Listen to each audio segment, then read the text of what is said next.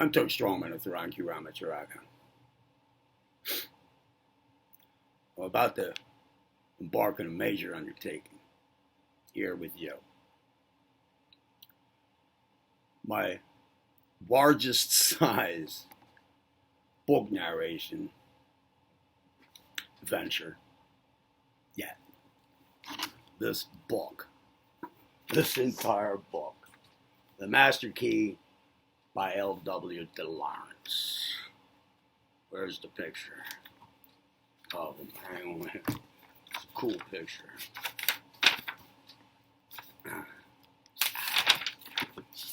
Well, it was here. But here a moment ago. Alright, anyway, it doesn't matter. Over a year ago, I uploaded 2 small portions of this book. The introduction, called Mental Equilibrium, and chapter 20, Thought Control. I didn't realize until I just checked on my channel, looked at those videos. They have the most views of all, and probably the most comments, appreciative comments. So I guess I'm going to do the whole book now. So, I guess it's time to sit back, relax, smoke a cigarette, eat some cookies, drink some milk, whatever, because it's going to be a long one. All right, let's go. I'm going to move straight into chapter 1. Well, chapter 1, kind of set up strange here. Chapter 1, the introduction, mental equilibrium, blah, blah. Okay, we'll go to part 1, which says chapter 2, lesson 1. Logical thinking and ethical order. Let's go. Franklin was asked one day how he happened to be so... Oh, by the way, we're doing this the old-fashioned way.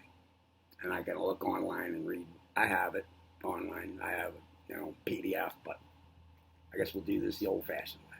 I'll be looking up and down because I'm reading from the book. That's right. All right. Franklin was asked one day how he happened to be so lucky as to see clearly into problems of physical science. Well, by always thinking of them, he replied. And it's the same with ethical order. We only come near the ideal by always thinking or concentrating on it. Let's get a little closer, guys. Science, why aren't I getting much light? Pardon the interruptions. I'm just going, man. All right. Scientific concentration, which summed up is logical thinking, intelligently applied, illuminates the student's path, prevents his making mistakes, and eventually leads to success. Those mistakes made by the student are never quite regrettable. If recognizing the wrong road, he seeks to return to the right one. The beginning of success is the knowledge of one's faults. Many suffer today through faulty concentration. As a close perusal of this work by the intelligent student will show. One of the many faculties with which the human mind is possessed, not one has been less utilized and brought intelligently under mental discipline and used to further and better one's physical, mental, and moral well-being than that of concentration. Scarcely a thought is given to it by many, as it does not seem to merit any particular attention. People have gone on very well without it, some say, so why bother with it? And the question is on a par with, what's the good of anything? And would be put by the same kind of an individual, same kind of question. Well, there was not the same need for it in the past that exists today. Not that our ancestors were altogether idle or had no brains. Dry fingers, stuff page.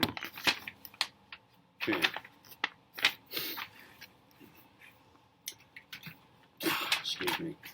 Bear with me, man. I'm not stopping and restarting to this. But that pressure was not so great, that their avocations were largely pastoral, and did not demand the focusing and intelligent concentrating of the powers of the mind for long together. Warring with each other certainly demanded watchfulness and resourcefulness, but impulse and a ready wit supplied it to a great extent. Times have changed. Man has become a much more mental creature. Though from one standpoint, he's never been anything else, but the life he has led has been more bosomed in mentality by the very character of his makeup. He has become more diverse in his talents. He has branched out in 1,000 directions as the unfolding life within sought expression. If he led the nomadic life today, he would sink back to the animal. He may seek simplicity, because it permits the higher faculties of the mind a rightful expression, but it will not be the simplicity our forefathers associated with the heart. A man may enjoy to the utmost the beauties of nature, and yet you realize the joy of living in our complex civilization. Complexity cannot be avoided now, even if it were desirable, which it isn't. But to thoroughly extract the best from it, a man must be able to adapt his mental faculties to the life lived. And this cannot be done unless he has a knowledge of scientific concentration, because that's the gateway to the other powers of the mind. We should come almost first in the training of the mind, in the growth of the mentality, in brain getting or growing. It is inseparably connected with success, whatever that success may consist. Its need, in fact, is much greater today than ever before, not only on account of the greater complexity, to which reference is made above, but because evolution, as a factor in life, has modified and changed our nature and powers to some extent. Writers, noting the restlessness which is running through every stratum of society, attribute it to the Education Act passed in England in 1870, and also in this country. Prior to compulsory education, illiteracy was very common, and the masses were not able to think as those who have been benefited by it. No doubt, there was a modicum of truth in the contention, but it does not explain all. Dissatisfaction with things was bound to be one result of education among the people, and the nonsensical teaching that it was the right of the brainless to confiscate the fruit of those gifted with initiative and push was certain to be a popular one. Changes of this character are necessarily slow when measured by the life of an individual, and they might even be questioned, but that this force of evolution is operative will not be doubted by thinking people. Students of history really struggle when making a comparison with the mental life of the nation of today with that of 500 years ago. While all the great levers which function in the moving of man's nature are as manifest today, there was a very different mentality seen, and this suggests an idea which must have been increasingly apparent to everyone during the last decade. Man is, after all, a mental and spiritual creature. That is to say, he is more mind than body. In prehistoric times, when the physical vehicle was the all-important part of his being, when outward form was being fashioned to fit in with the life then lived, there was no room for mind. The need for it had not been felt. Man's varied wants were few and simple, and the mental principle could well be ignored. Today, writers speak of man as being all mind. They affirm most emphatically that mind is all, that whatever form life may take, it is only an expression of the mind, or the mental part of man. This view of life alters one's whole outlook of it. The holding of such a theory gives more weight and power to the mind as the arbiter of one's happiness. The view obtains more and more among thoughtful people that consciousness or life is imprisoned in the early ages of the earth in rock and stone, and as later time dawn passes into forms which permit a freer play of expression. Through the kingdom of nature, this life passes in turn, vitalizing, pulsing through the various forms which each kingdom provided for the purpose. progress. And when the human kingdom is reached, more mentality is expressed. And it then becomes more evident that mind is at the base of all manifestation, and that man is the highest expression of this truth. The presence of the animal in man is too patent to question. But it is equally plain that man has the choice of aligning himself with the lower or higher principles within him. Insofar as he recognizes the basis of his being as mental and ignores the animal, will he more fully realize within himself the truth of the assertion that man is nothing but mind and soul in expression. It is because man is a mental creature that he so widely diverges from the animals. Unlike them, he has a part of his nature which merely physical wants will not satisfy, save in the case of some very aboriginal tribes. And they scarcely count at the moment, for the higher animals are above them in intelligence. Man recognizes his difference,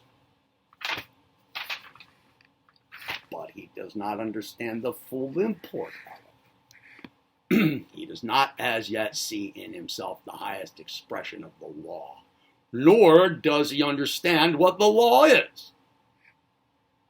He obeys the law of his being, however, little dreaming the real causes and effects expressing themselves through him. It's clear to him that mind holds a dominating place in the world. He knows that it is the thinkers, the scientists, the philosophers who stand at the head of the race because they have developed the highest part of their nature. He recalls what a vast space separates the amoeba from himself. That tiny creature, the first form of sentient life, minus the five senses, no limbs, no ears, no head, no eyes, no stomach even. No wonder it's a popular starting point with all authors when comparing man, as we now know him, and from what he sprang. The long way down the vistas of time since that period. Every step in the upward path of man has been in the direction of mind, and today the law is beginning to be understood, which will lift man entirely out of the rut of unconsciousness, in which he has trudged all these eons. The animals do not know why they are here, what the object of evolution is, the purpose of life. Many men are in the same position, but here and there, men have penetrated into the mysterious chasms and awe-inspiring laboratories of nature, which yields her secrets reluctantly to the seeker after knowledge. Right along the ages, growth has been insistent, but unconscious. And man has reached a point now where it should cease to be unconscious any longer. Why? Because the physical growth has now reached its climax.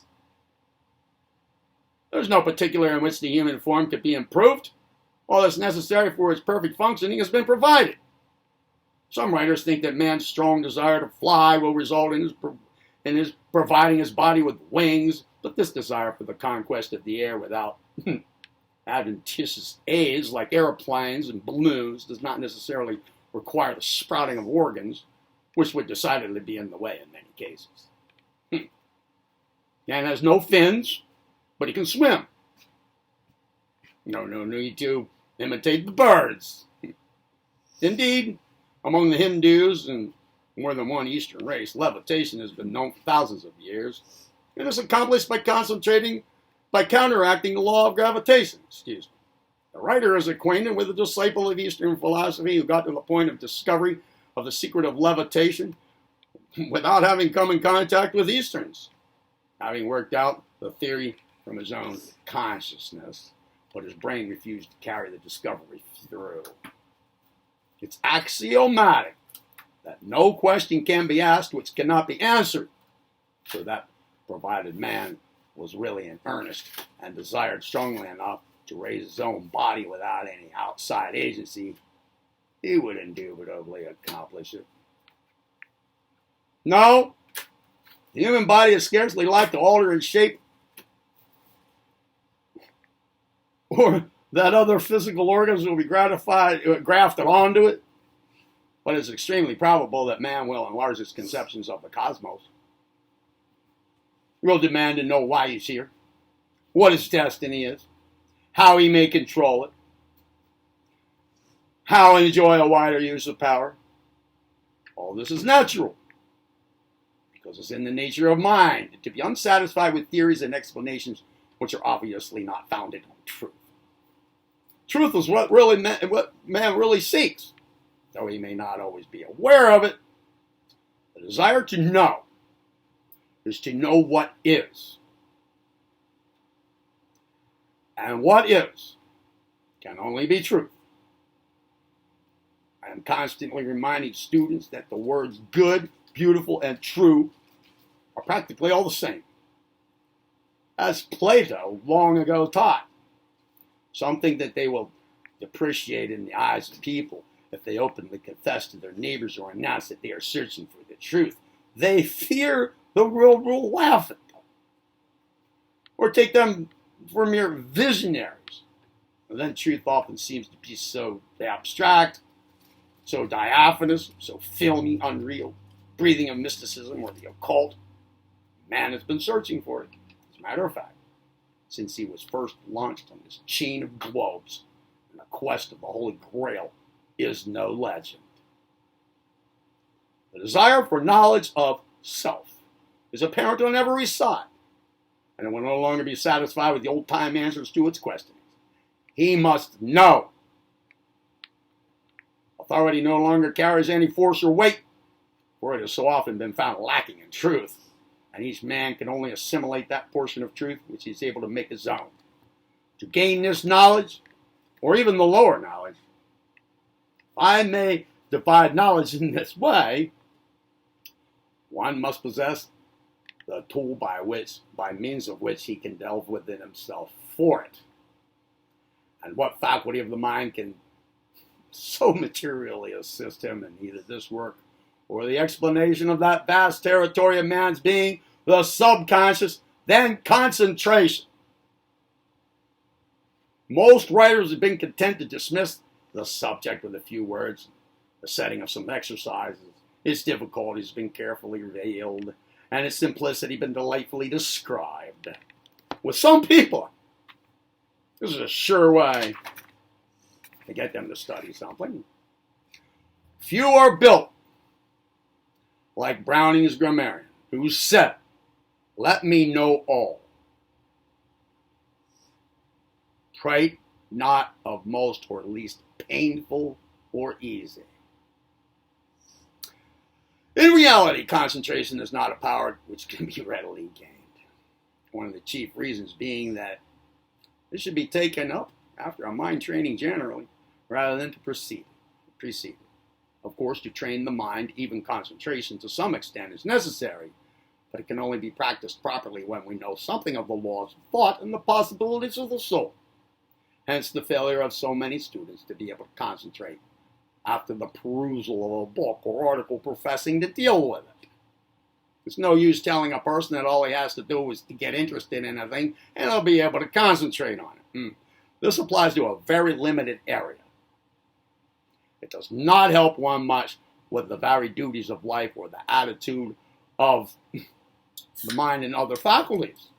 Concentration can only be said to be satisfactory when we can apply it at any moment in our lives to whatever subject or problem we desire. Something more must be known concerning consciousness and its modes of action.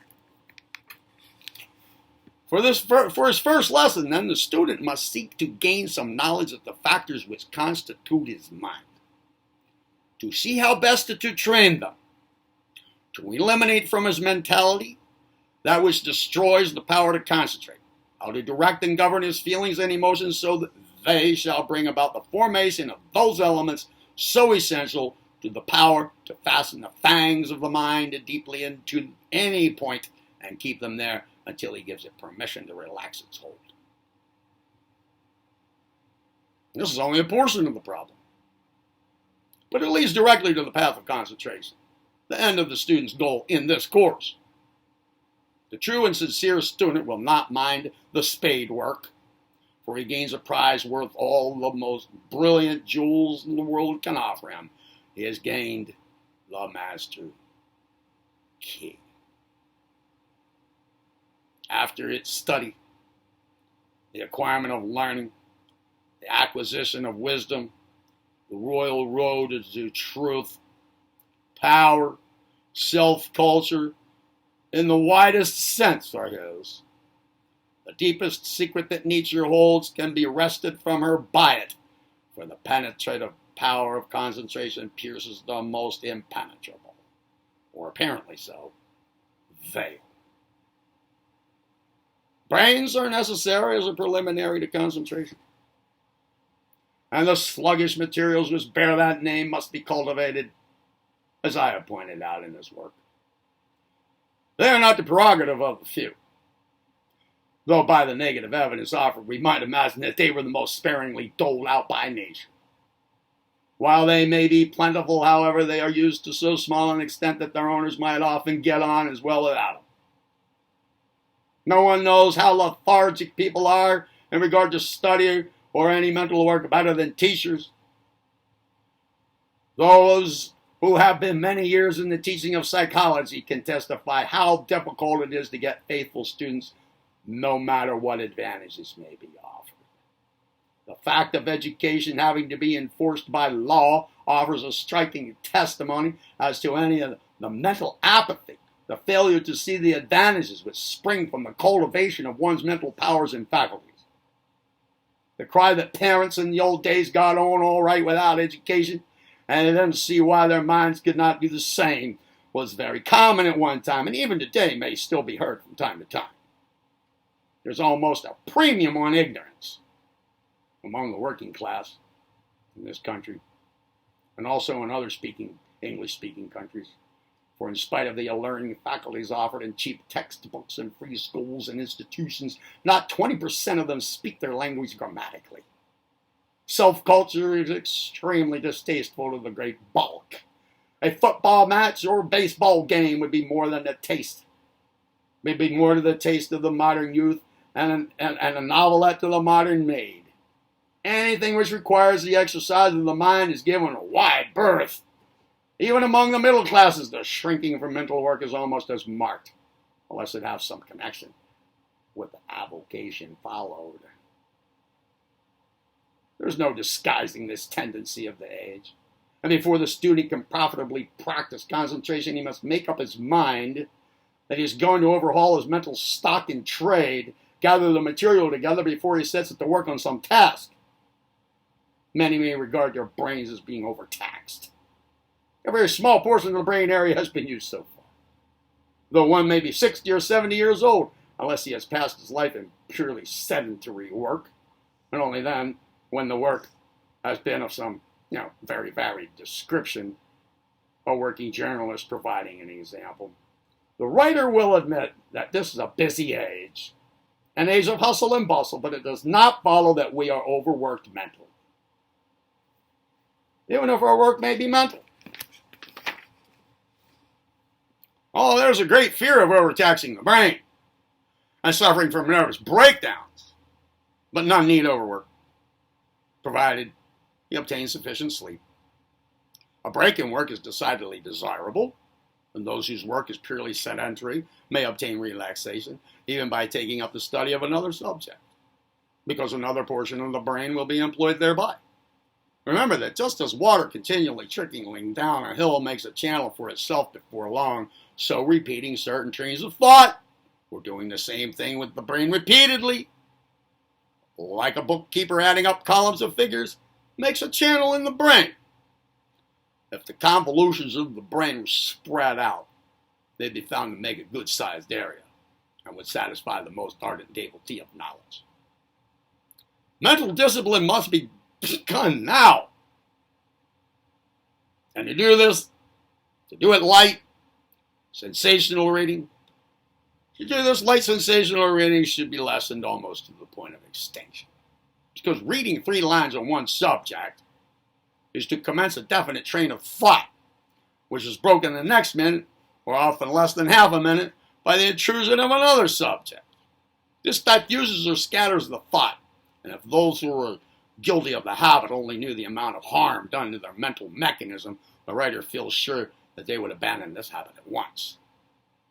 The custom of seeking to extract the pith from everything may be commendable in itself, but it works out with disastrous effects to the average mind, just as efforts to subsist on essences and concentrated foods in tabloid form do with regard to the body.